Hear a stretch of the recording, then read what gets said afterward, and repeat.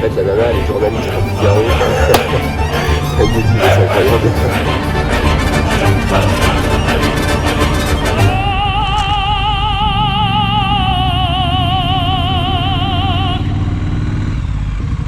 Today is the day.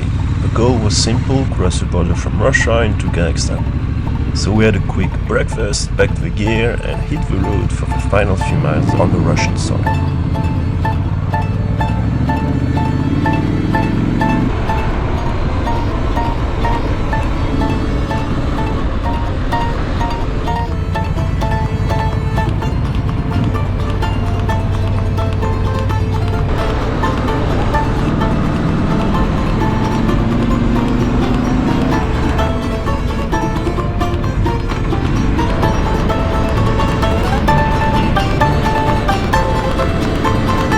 I stopped one last time to burn my remaining rubles, use them to fill the tank and pave the road for a bridge. Feels good to leave a country with full tank.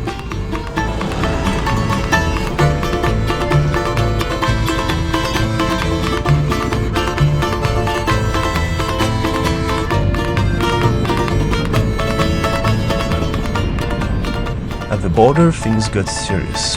The guard took us into separate rooms for interviews, and they started to ask us things in Russian and English. Do you speak Russian? Do you have family in Russia? What's your job? Do you hold another passport? So I wanted to know if we were traveling together and exactly where we were going.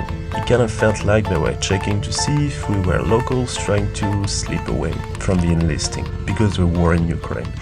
So we kept our story straight and stayed calm. 2 hours later, they handed back the passport and we passed the final checkpoint and crossed into Kazakhstan.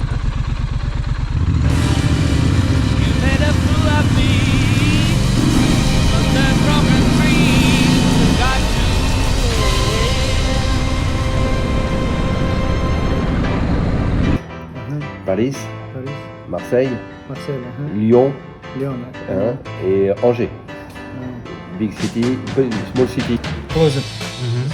Yeah, border is closed. closed. Yeah. And to Tashkent. Tashkent, yes. Tashkent. More, Alright. more. Okay, we ask if we need more. Ahmed. Ahmed. It was our first real contact with the people there, and they were very welcoming and also curious and incredibly generous. They hit us with 1,000 questions about the bikes, the journey, etc. And before we left, they handed us a bottle of cola on the house.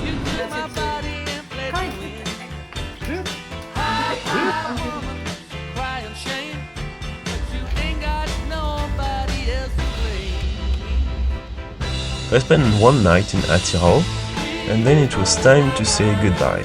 Benoit is a good man and a very good traveling partner, but from here on I wanted to ride solo again. The mission was simple: get to Uzbekistan.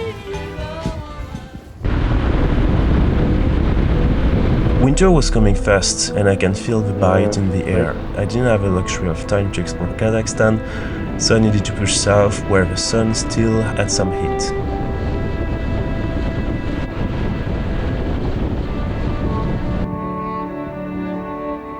But to go south, I first have to go north. I have to ride hundreds of kilometers in the wrong direction just to find the main road to Tashkent. Because the West Uzbek side of the country was actually close to you, so the only way to go in Uzbekistan was to go through Tashkent.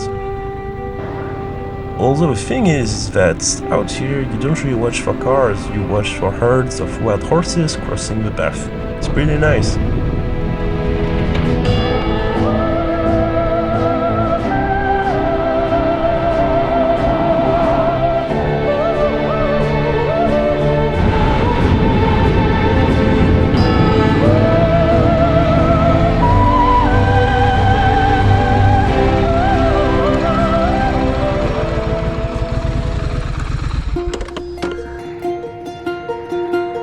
The further north I pushed, the lower the sun dropped, and I could feel the temperature falling with it.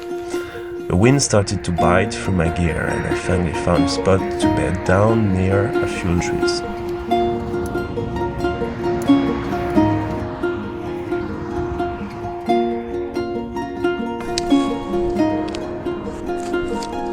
It was going going to be a long trip, because Kazakhstan is pretty massive. It's the 9th largest country in the world.